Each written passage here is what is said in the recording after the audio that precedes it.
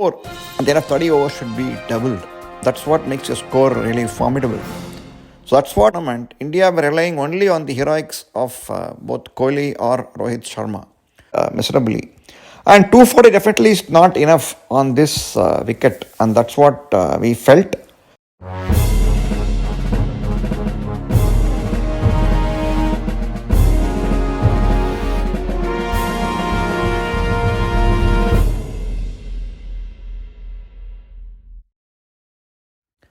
Hi friends, short video on why India lost to Australia in this World Cup 2023 campaign.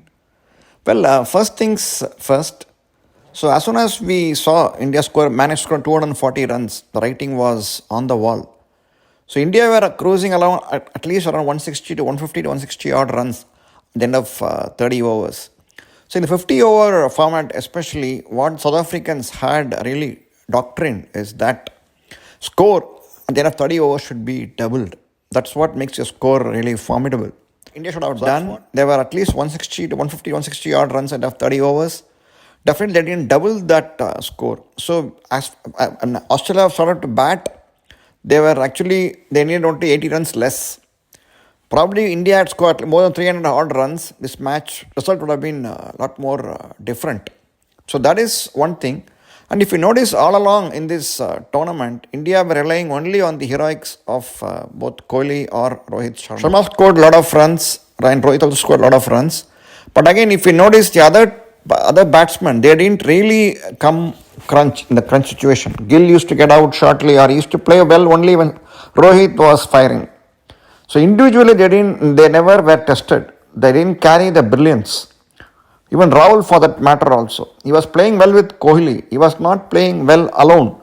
Like, he was not proving himself to be a match winner. So that is what we felt, that India were relying on Kohli and Rohit a lot. And probably another thing is that India were never tested in this tournament subsequent to that. After the first match against Australia, India were really cruising along. Even against England, they were out for only less than 270 odd runs or so. But they managed to defeat England by a huge margin. So it gave a lot of confidence for their bowlers and their batsmen also. And they didn't have a plan B, or they didn't look at what could have been better, improvise themselves. So that is one thing India really lacked.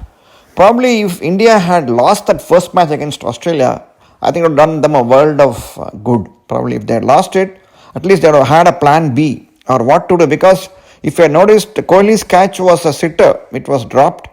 If had India been like 20 for 4, then would have seen what would have happened to India. Then we would have not have raised ourselves with high hopes. Of course, it was luck on. Kohli had a lot of luck at that time. And probably if India had lost that match by a huge margin, Australia scored only 200 odd runs. And had India lost that match by a margin of 150 odd runs, then we would have at least Rahul Dravid would have had at least a plan B. What to do if all the batsmen fail? Since these, at least, if you look at all the matches so far, at least either Rohit or Kohli clicked big. They scored huge. So only in this match, they just got off near the 50s. If Rohit Sharma flopped in the beginning, Kohli took over and scored at least 100 or more than 80, 90 odd runs and held the innings together. Or if Rohit played well, Kohli flopped, but still since Rohit played well, everything went off well. So the team was not really tested. Plus, the absence of Hardik Pandya really impacted the team. Even though we didn't notice it when India won, but at least in this defeat, we feel that India lacked a genuine all-rounder in the form of Hardik Pandya.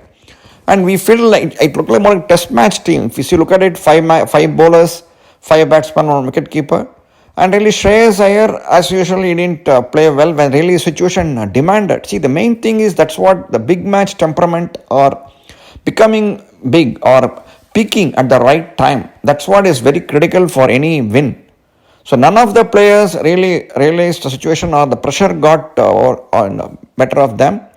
But this is what we feel is the real reason. They didn't have a big match temperament. And again, signing Jadeja ahead of Suryakumar Yadav also didn't help matters, because definitely Sky is a better batsman, at least on paper, than Jadeja. So sending him below Jadeja didn't work to the team's advantage, and they couldn't rotate a strike at all. See, in one day, if you remember, if you have seen Javed Miada, the ex cricketer who had played long ago, he would never really score too many boundaries. He'll be going on with singles and twos. So as long as he was there at the crease, the score would always be multiplying. Always rotate to keep on rotating strike and unsettle the bowlers. So the Sky really failed on that front. Probably is it more T20 player? It's only big hitting. So you don't need that art of scoring runs or singles is really not that much in T20 because number of balls are less. So you want to score boundaries or sixes. So that's what I think he was still trying and he failed miserably. And 240 definitely is not enough on this wicket, and that's what we felt. And India were 80 runs less, and when Australia did start, if you notice in the first 50, when they scored 50 to 60 runs, the run rate was at least 5 runs per over at the end of more than 12 hours or something. Out of that, India conceded at least 17 extras, like 11 wides, 5 byes, and one no ball, I think one no ball. So definitely all these contributed to the defeat also because you bowled 2 extra overs in the beginning of the innings. So when you bowl extra overs and allow the team to settle down, definitely it's not going to help matters. And what India didn't learn from New Zealand win also might have contributed to this defeat also. If you notice in New Zealand match also, New Zealand really, even though score lines were 70 odd runs, but the match was a lot more closer than what we really think. Because 70 after T20 tournaments, any defeat, any score of 70, 80 is not a big deal anymore. People are scoring, hitting sixes at every ball. So it's not a big deal anymore. So what we really felt was that the team didn't really plan well. And definitely they could have tried Ravi Ashwin also. Anyway, Siraj was not bowling really well, and with 3 left-handers in the Australian lineup, definitely an off-spinner would have been more than a handful. At least, even if he didn't score wickets or something, at least runs could have been considered less. And since at least on paper, Ashwin is a better batsman than Siraj, and looking at how Sky is playing, definitely would have at least played a lot more better than Surya Kumar Yadav, and that was not to be the case, of course, in this match. Definitely Sky should be relegated to T20 tournaments and not anymore to 50 overs or test match cricket. He's one crowd for that. He's more of a T20 player, and that's what seems to be very obvious in this defeat also. So all along, India didn't really learn anything from their previous wins, and they never really tested. That's what we feel. Probably if they had lost that first match to New Zealand, it might have helped them, to Australia, it might have helped them a lot, probably to plan better and win the match. So main thing is, of course, success has many fathers, while failure is an orphan. Again, the Bombay Brigade dominating proceedings didn't help thing also. So unnecessarily Sky was kept in the team, even though he didn't score, make any impact or anything. And India tried to eschew risks. See, when Siraj has not been really shining in the last 2 matches, he should have been dropped and new players should have been tried out. Unfortunately, India didn't have that option also because Hardik Pandya definitely doubles up as a good batsman and also a good bowler. And definitely that his injury became a big blow to the Indian team's hopes. Plus, of course, we can say Rishabh Pant also was not playing. Of course, he has been out of action for nearly a year or so. So even though Bumrah came back, but I think Rishabh Pant's absence is definitely hurting the team very badly. Probably definitely a match winners like Rishabh Pant or Hardik Pandya or rare gems. And India need to click well as a team. See, when all good players are there, they should play together well and click. And unfortunately, in this match, it didn't happen. So when all the players didn't click together and over-reliance on Kohli or Rohit to do the magic really didn't help the team that much is what we feel. Anyway, better luck India next time. But let's not have any more hopes of Indian team coming big on big tournaments. At least this defeat should serve as a reminder. Whenever India play well abroad on a tournament, we can always consider that they'll be defeated somehow in the finals.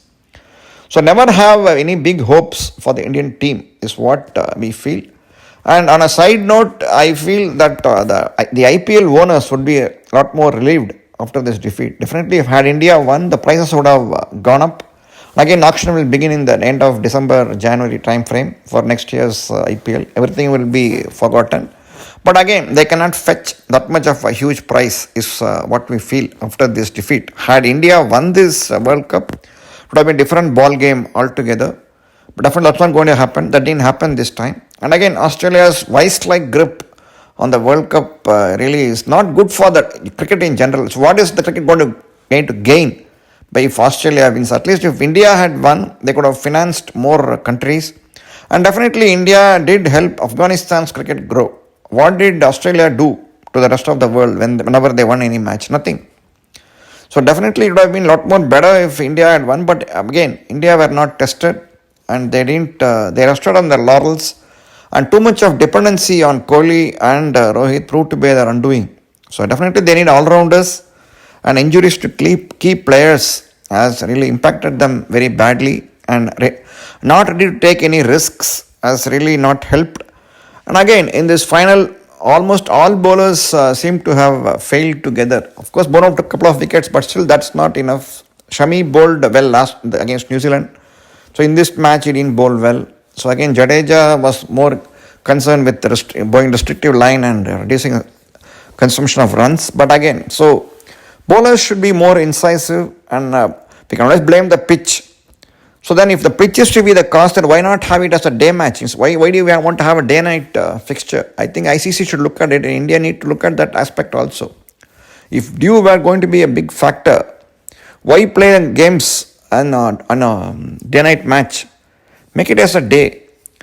Also, other format I consider is similar to the IPL, where the winner there's an elimination also.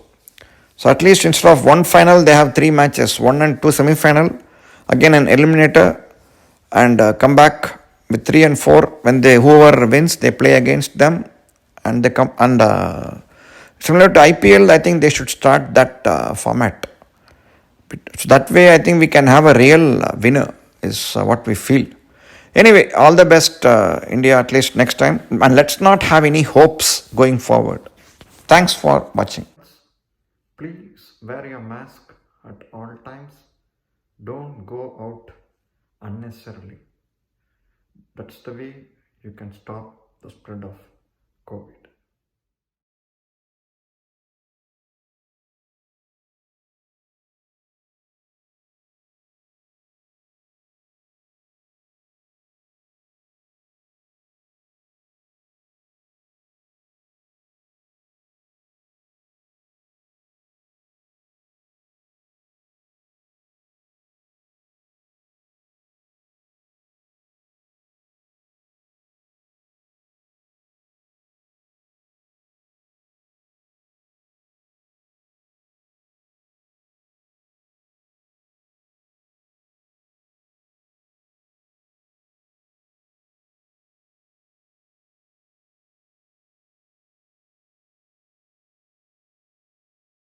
Thanks for watching.